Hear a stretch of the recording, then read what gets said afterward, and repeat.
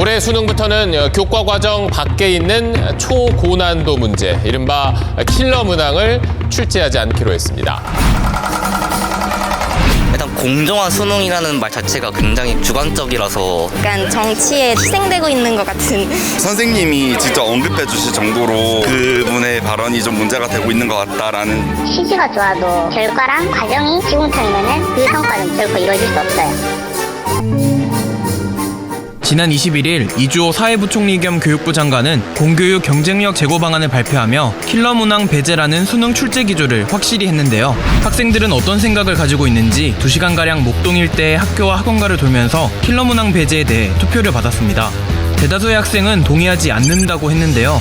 저희가 만난 학생들은 거침없이 의견을 밝혔습니다. 몇 년 동안 이제 그 킬러 문항을 정확하게 풀려고 훈련해왔던 것도 물거품이 되는 것 같고, 그렇게 노력하지 않았던 친구들과도 풀 수 있는 문제가 변별력이 없어진다고 해야 할까요? 킬러 문항이 있어서 최상위권과 중상위권이 나뉘는 건데 중상위권과 상위권의 격차가 심하게 더 벌어질 것 같아서.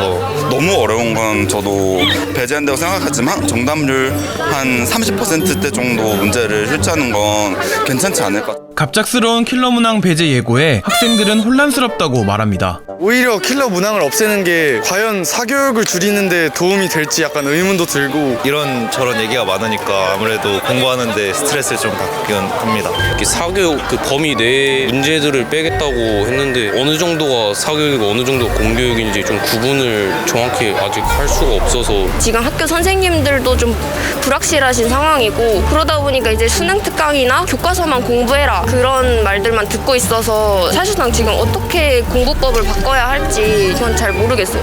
킬러 문항 제거가 물수능은 절대 아니라고 한 교육부 장관. 하지만 학생들은 물수능이 될까 두렵다는 반응입니다. 컷이 100점, 99점 나오면은 하나도 실수를 안 해야 되는 게임이 돼버리기 때문에. 사실 수험생 입장에서는 물수능이 더 힘들거든요. 난이도가 쉬워지면은 찍어서 맞춘다든지 아니면 이런 것들 때문에 변별력이 없고 나의 어떤 능력을 제대로 발휘할 수가 없게 되는 거거든요. 오히려 물수능이 기회가 된다는 애들도 있을 수는 있긴 하겠지만 실수 몇 개로 등급이 훅 떨어지는 것이 최상위권한테는 불리하지 않나라고 생각해요. 대다수가 킬러 문항 배제를 반대했지만 일부 찬성하는 의견도 온라인에서 찾아볼 수 있는데요.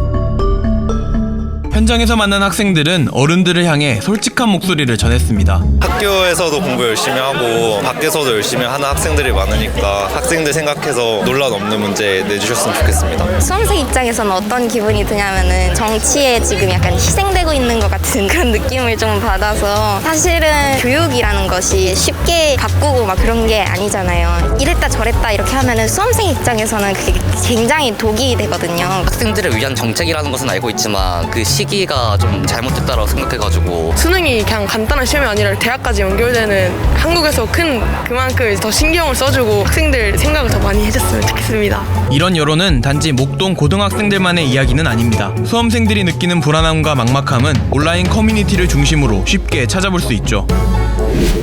어른들의 거친 생각과 불안한 눈빛의 수험생들. 5달도 채 남지 않은 2024학년도 수능. 더 이상의 혼란을 막을 수 있을까요?